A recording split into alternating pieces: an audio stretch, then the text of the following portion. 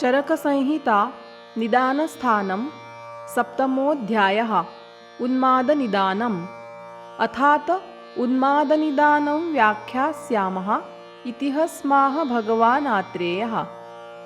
इह खलु पञ्चोन्मादा भवन्ति तद्यथा वातपित्तकफसन्निपातागन्तु निमित्ताः। तत्र दोषनिमित्ताश्चत्वारः पुरुषाणामेवंविधानां क्षिप्रमभिनिर्वर्तन्ते।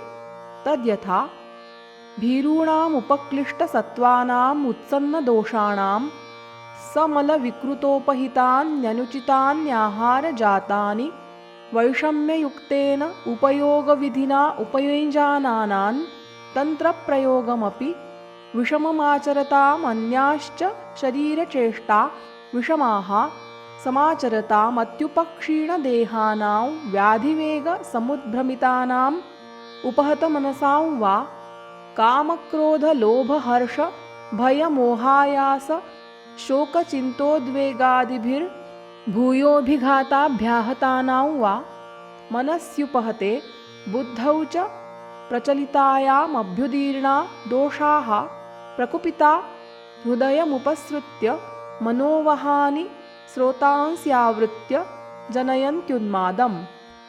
उन्मादं पुनर्मनोबुद्धिसंज्ञाज्ञानस्मृतिभक्तिशीलचेष्टाचारविभ्रमौ विद्यात्।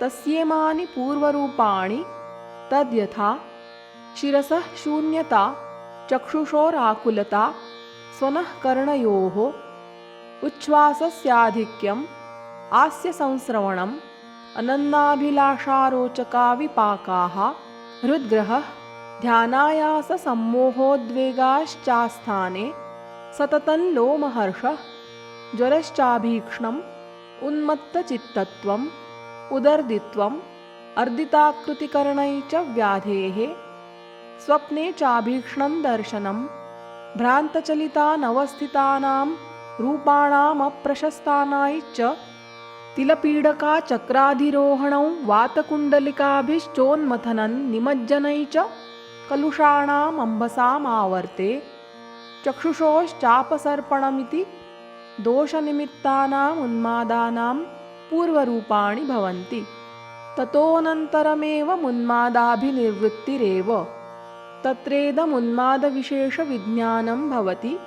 तद्यथा परिसरणमजस्रम् अक्षिभ्रुवौष्ठांस हन्वग्रहस्तपादाङ्गविक्षेपणमकस्मात् सततमनियतानां च गिरामुत्सर्गः फेनागमनमास्यात् अभीक्ष्णं स्मितहसितनृत्यगीतवादित्रसंप्रयोगाश्चास्थाने वीणावंशशङ्खशम्यातालशब्दानुकरणमसाम्ना यानमयानैः अलङ्करणमनलङ्कारिकैर्द्रव्यैः लोभश्चाभ्यवहार्येष्वलब्धेषु लब्धेषु चावमानस्तीव्रमात्सर्यै च कार्श्यं पारुष्यम् उत्पिण्डितारुणाक्षता वातोपशयविपर्यासादनुपशयता च इति वातोन्मादलिङ्गानि भवन्ति। अमर्षः क्रोधः संरम्भश्चास्थाने शस्त्रलोष्ट्रकशाकाष्ठमुष्टिभिरभिहननं स्वेषां परेषां वा अभिद्रवणं प्रच्छाय शीतोदकान्नाभिलाषः सन्तापश्चातिवेलं ताम्रहरितहारिद्रसंरब्धाक्षता पित्तोपशयविपर्यासादनुपशयता च इति पित्तोन्मादलिङ्गानि भवन्ति। स्थानमेकदेशे तूष्णीं भावः अल्पशश्चङ्क्रमणं लालाशिङ्घाणकस्रवणम् अनन्नाभिलाषः रहस्कामता बीभत्सत्वं शौचद्वेषः स्वप्ननित्यता श्वयथुरानने शुक्लस्तिमितमलोपदिग्धाक्षत्वं श्लेष्मोपशयविपर्यासादनुपशयता च इति श्लेष्मोन्मादलिङ्गानि भवन्ति। त्रिदोषलिङ्गसन्निपाते तु सान्निपातिकं विद्यात्। तमसाध्यमाचक्षते कुशलाः।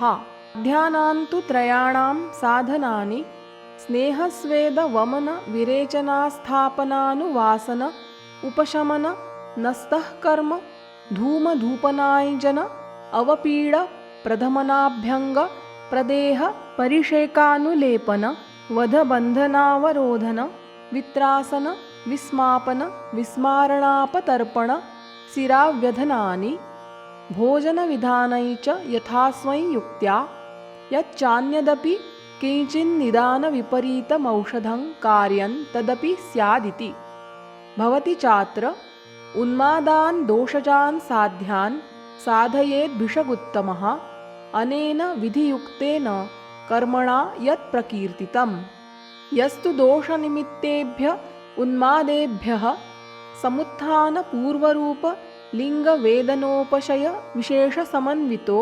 भवत्युन्मादस्तमागन्तुकमाचक्षते केचित् पुनः पूर्वकृतं कर्माप्रशस्तमिच्छन्ति तस्य निमित्तं तस्य च हेतुः प्रज्ञापराध एवेति भगवान् पुनर्वसुरात्रेयः प्रज्ञापराधाद्वयन् देवर्षि पितृगन्धर्व यक्ष राक्षस पिशाच गुरुवृद्ध सिद्धाचार्य पूज्यानवमत्याहितान्याचरति अन्यद्वा किञ्चिदेवं विधं कर्माप्रशस्तमारभते तमात्मना हतमुपघ्नन्तो देवादयः कुर्वन्त्युन्मत्तम् तत्र देवादिप्रकोपनिमित्तेन आगन्तुकोन्मादेन पुरस्कृतस्येमानि पूर्वरूपाणि भवन्ति तद्यथा देवगोब्राह्मणतपस्विनां हिंसारुचित्वं कोपनत्वं नृशंसाभिप्रायता अरतिः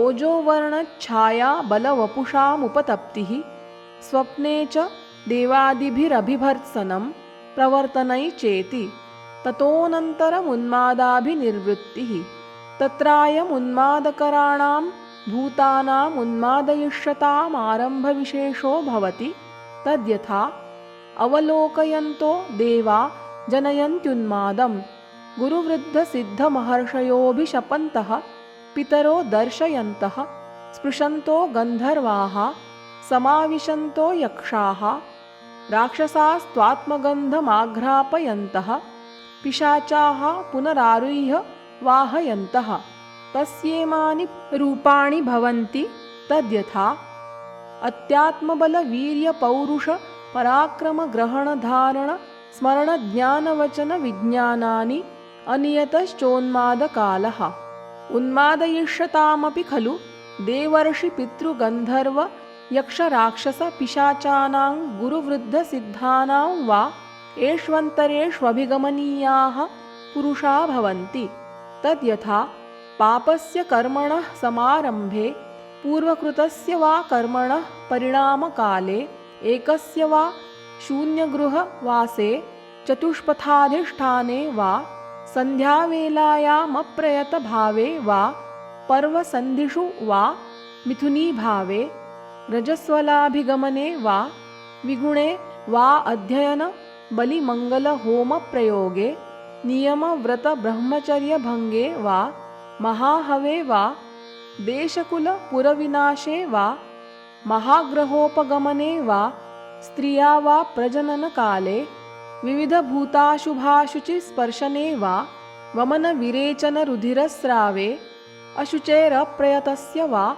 चैत्यदेवायतनाभिगमने वा मांसमधुतिलगुडमद्योच्छिष्टे वा दिग्वाससि वा निशि नगरनिगमचतुष्पथोपवन श्मशानाघातनाभिगमने वा द्विजगुरुसुरयतिपूज्याभिधर्षणे वा धर्माख्यानव्यतिक्रमे वा अन्यस्य वा कर्मणो अप्रशस्तस्यारम्भे इत्यभिघातकाला व्याख्याता भवन्ति त्रिविधन्तु खलु उन्मादकराणां भूतानामुन्मादने प्रयोजनं भवति तद्यथा हिंसा रतिः अभ्यर्चनै चेति तेषां तं प्रयोजनविशेषमुन्मत्ताचारविशेषलक्षणैर्विद्यात् तत्र हिंसार्थिनोन्माद्यमानो अग्निं प्रविशति अप्सु निमज्जति स्थलाच्छ्वभ्रे वा पतति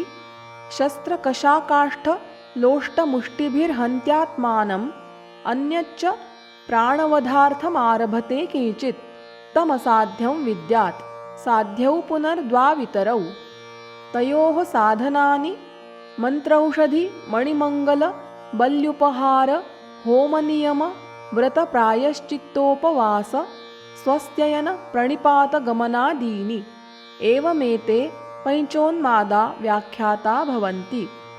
ते तु खलु निजागन्तुविशेषेण साध्यासाध्यविशेषेण च प्रविभज्यमानाः पञ्च सन्तो द्वावेव भवतः। तौ च परस्परमनुबध्नीतः कदाचिद्यथोक्तहेतुसंसर्गात् तयोः संसृष्टमेव पूर्वरूपं भवति संसृष्टमेव च लिङ्गम्।